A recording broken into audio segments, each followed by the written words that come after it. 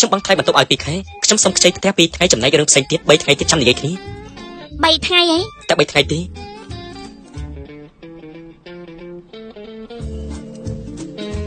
យកប្រហែល3ថ្ងៃហាមហូបសុបតែ1ថ្ងៃឲ្យលុយមក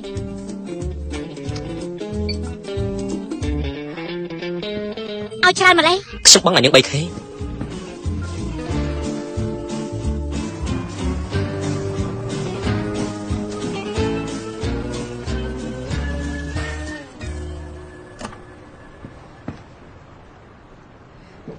គេថាខ្ញុំព្រមឲ្យលោកនៅទីនេះ3ថ្ងៃប៉ុន្តែមានរឿងខ្លះដែលយើងត្រូវនិយាយគ្នាអ្នកនាងចង់ធ្វើអីទៀត3ថ្ងៃតទៅនេះត្រូវធ្វើតាមច្បាប់3ខ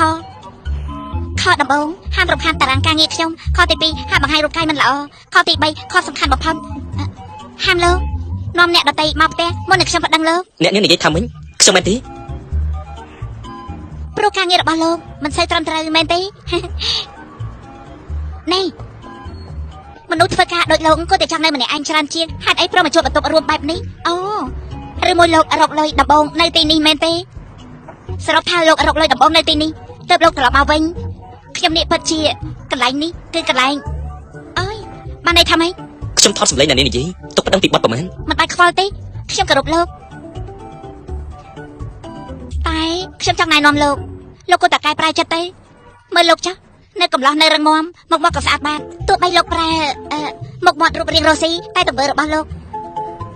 បង្ហាញច្បាស់ថាលោកល្មើច្បាប់រកស៊ីទៀតផងពិតមែន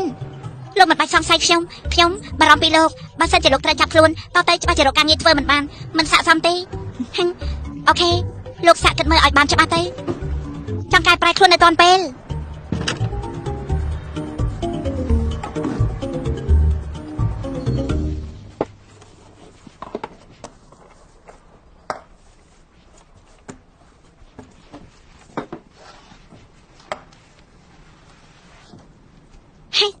ស្អាតអស់ហើយ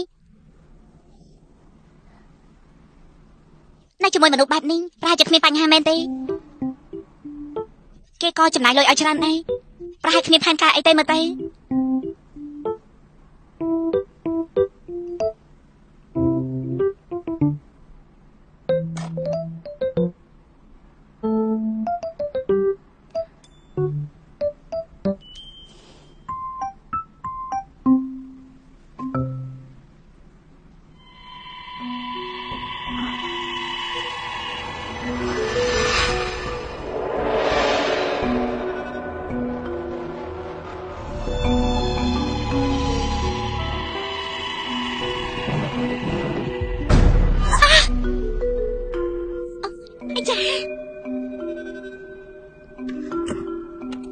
ម្នាក់នេះស្ទើរល្អដែរទេ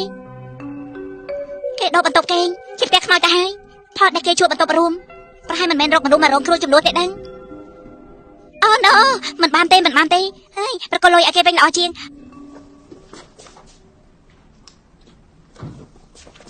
ស្លាប់មែនទេបងសម្លាញ់នៅទីបំផុតក៏អនឡាញអូពិតជាលះបងឲ្យការងារពិតមែនកណ្ដាលត្រៀតហើយនៅសម្ដែងល្ខោនទៀតអាមនុស្សបែបហ្នឹងពិតជាអាក្រក់មែនគេប្រកួតវិឡាឲ្យខ្ញុំអ្នកស្រីបងខ្ញុំត្រូវការរបាយការណ៍បន្ថែមថ្ងៃទី3ខែធ្នូកន្លងមកនេះមនុស្សស្រីទៅធ្វើអីនៅស្ថានភាពស៊ីធីចេះប្រចាំទៀតផងអូគ្រាន់តែណាត់ជួបតាមរបៀបមិត្តភ័ក្តិអ្នកស្រីបងខ្ញុំចាំបាច់ត្រូវដឹងការពិននេះជាសម័យកាលព័ត៌មានទូលំទូលាយការពិតទៅខ្ញុំស៊ើបប្រវត្តិតាមច្បាប់បានស្វាមីអ្នកស្រីក៏ធ្វើបានដូចគ្នាស្វាមីអ្នកស្រីបានផតតាំងមុនពេលនោះអ្នកស្រីមិនបានសុបបីតាមវិលេអូខេអញ្ចឹងស្ដាប់ខ្ញុំជាមនុស្សស្រីដែលត្រូវការស្នេហា